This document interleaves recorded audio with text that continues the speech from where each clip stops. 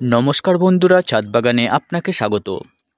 আজকে আমি দেশি প্রজাতির যে নয়নতারা দেখা যায়, সেই নয়নতারাকে কিভাবে পরিচর্যা করলে সঠিক সময়ে সঠিকভাবে সে ঝোপালো হবে এবং যথাযথ ফুল দেবে, সেই বিষয়ে আপনাদেরকে আমি জানাবো। দয়া করে ভিডিওটি আপনারা সম্পূর্ণরূপে দেখবেন। আর ভিডিওটি ভালো লাগলে অবশ্যই আমার এই ছাদ বাগান চ্যানেলটিকে সাবস্ক্রাইব করে আমার পাশে থাকবেন। আসুন আজকের ভিডিওটি শুরু করা যাক। এই দেশীয় প্রজাতির নয়নতারাগুলি আমাদের ঘরের আনাচে কানাচে যেখানে সেখানে অবহেলাতেই হয়ে থাকে এবং ফুল হয়ে থাকে, কিন্তু অনেক ফুল আপনি দেখতে পাবেন না এবং সেই ফুলের আকার ছোট হবে, গাছের পাতা হলুদ হয়ে অনেকাংশে ঝরে যাবে, গাছটিকে ভালো সৌন্দর্যভাবে দেখতে পাবেন না। যদি আপনি টবেও বসান, দেখবেন আপনি এই গাছকে সেভাবে যত্ন করেন না।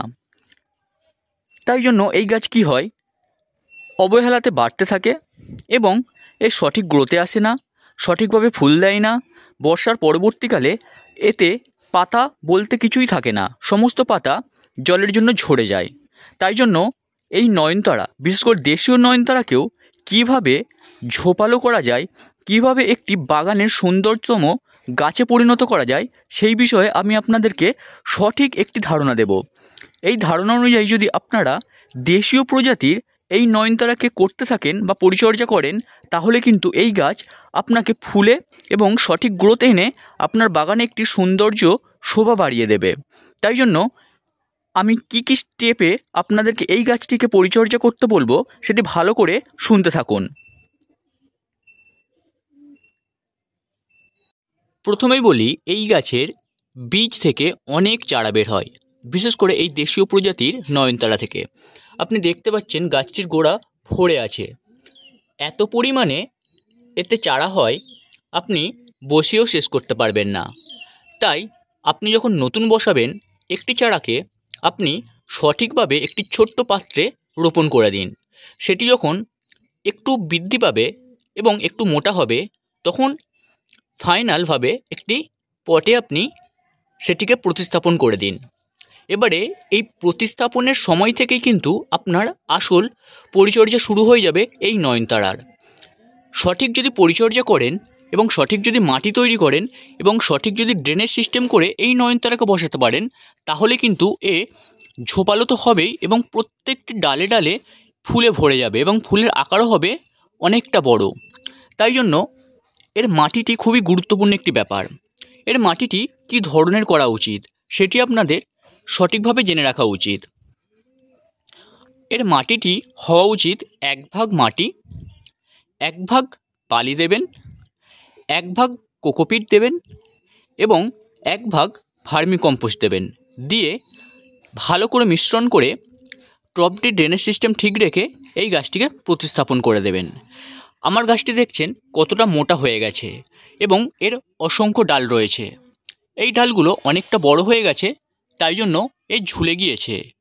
এটি বর্ষার পরবর্তী সময়ে, এই সময়ে কিন্তু ফুল সেভাবে হয় না, কিন্তু আমার গাছটিতে দেখুন অসংখ্য ফুল হয়ে আছে, দেখতে পাচ্ছেন, এবং পাতা কিন্তু একটা পাতা হলুদ হয়ে নেই। আমি যেই পরিমাণে বা যেই রেশিওতে আমি মাটিটি তৈরি করেছি, সেই রেশিওতে যদি আপনি সঠিক ড্রেনেজ সিস্টেম মেনটেন করে এই গাছটিকে বসাতে পারেন, তাহলে কিন্তু এই গাছের সঠিক বৃদ্ধি আসবে এবং এই গাছে অসংখ্য ফুল হবে। এক একটি ফুলের যে বৃদ্ধি বা যে গ্রোথ আছে, সেটি আপনি বুঝতে পারছেন, এবং কোনো পাতা বা পাতার কোনো কালার হলুদ হয়ে নেই, আপনারা বুঝতে পারছেন। কিন্তু বেশিরভাগ সময় বর্ষার পরবর্তীকালে এই নয়নতারার ফুলের যে পাতা, সেটি জলের জন্য এবং জল বসার কারণে সমস্ত পাতা হলুদ হয়ে ঝরে যায় এবং এর সঠিক বৃদ্ধি হয় না। প্রায় এতে পাতা থাকে না এবং ফুলও আসে না, বিশেষ করে বর্ষার পরবর্তী সময়ে। দেশীয় নয়নতারার ফুল ফোটার সময় হচ্ছে শীতের পরবর্তী সময় থেকে বর্ষার আগে পর্যন্ত। বর্ষা পড়ে যাওয়ায় মানে এই গাছের নানান ধরনের ক্ষতি হতে দেখা যায়, কিন্তু আপনি যদি সঠিক একে পরিচর্যা করেন, সেটি আর হবে না। সঠিক পরিচর্যা বলতে এই গাছের পরিমাণ মতো একটু যদি খাবার দিয়ে দেন বর্ষার আগের মুহূর্তে, এবং মাটিটি যদি একটু ঠিকঠাক করে আপনি খুঁচিয়ে দেন এবং গোড়াগুলো একটু যদি পরিষ্কার করে দেন, তাহলে এই গাছটি সঠিক বৃদ্ধিতে চলে আসবে।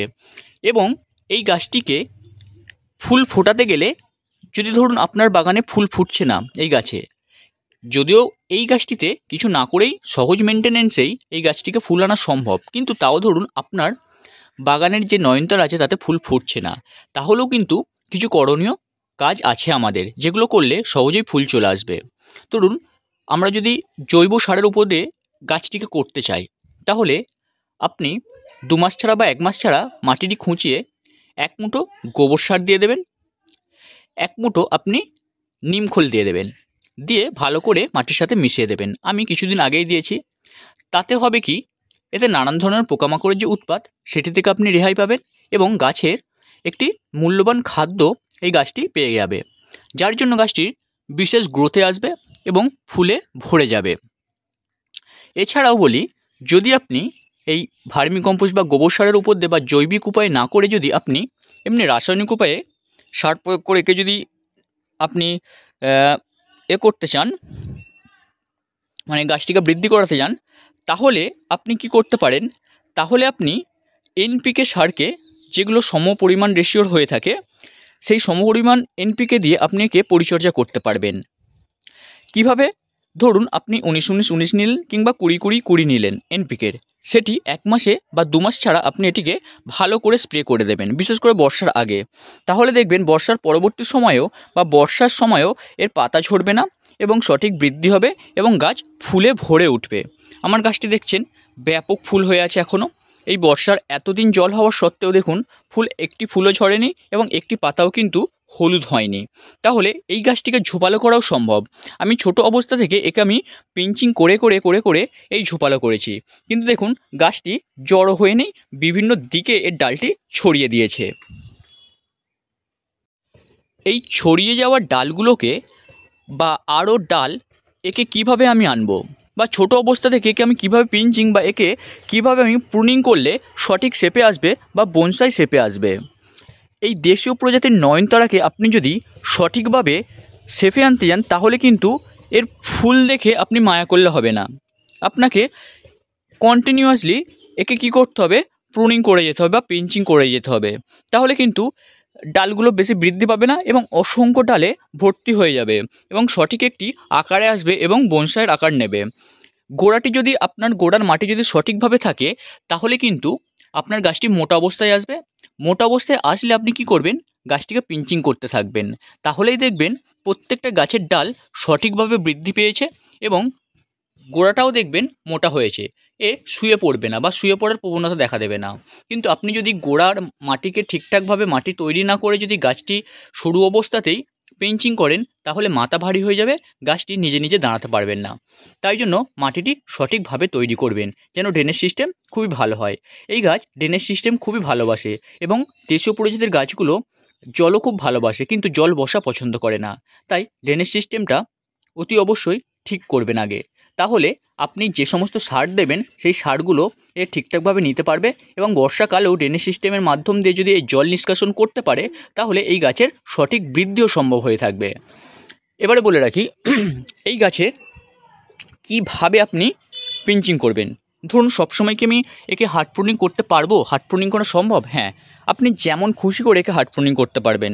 যেমন এই গাছটিকে আমি অনেক দিন প্রুনিং করিনি, তাই জন্য গাছের শেপটি দেখুন নানান দিকে নানান ডালগুলো ছড়িয়ে গিয়েছে।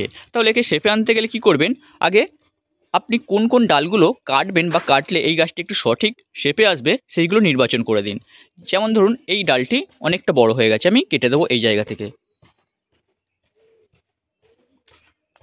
কেটে দিলাম। এবার দেখুন এই যে ডালটা আছে অনেকটা নিচের মানে নিচে থেকে ঝুলে গেছে ডালটি, তাহলে এই ডালটিকে আমি কেটে দেবো। তাহলে একটা একটা করে আপনি দেখে দেখে সুন্দর করে কেটে নেবেন বা আপনি হার্ড প্রুনিং করে নেবেন। আমি হার্ড প্রুনিং করিয়ে দিচ্ছি, কারণ কিছুদিন আগেই আমি এই গাছটিতে সঠিকভাবে পরিপূর্ণ উপায়ে খাবার দিয়ে দিয়েছি। কি খাবার দিয়ে দিয়েছি? জৈবিক উপায়েও 1 মাস আগে খাবার দিয়েছি এবং আমি এনপিকেটাও এই গাছে স্প্রে করে দিয়েছি। তাহলে কি হবে, এই গাছটির সঠিক গ্রোথ আসবে এবারে। এবং আমি যেই হার্ড প্রুনিং করছি, প্রত্যেকটি এই যে আছে পাতার ভাগগুলো আছে, এই অবস্থা থেকে অনেক অসংখ্য এত ডাল বের হবে, গাছটি ভরে উঠবে। আর এই গাছের যত ডাল তত ফুল। তাই জন্য এই গাছকে প্রুনিং করতে আপনি মায়া করবেন না। যত সময় একে যদি প্রুনিং করেন তাহলে এই গাছ আপনাকে ফুলে ভরিয়ে দেবে।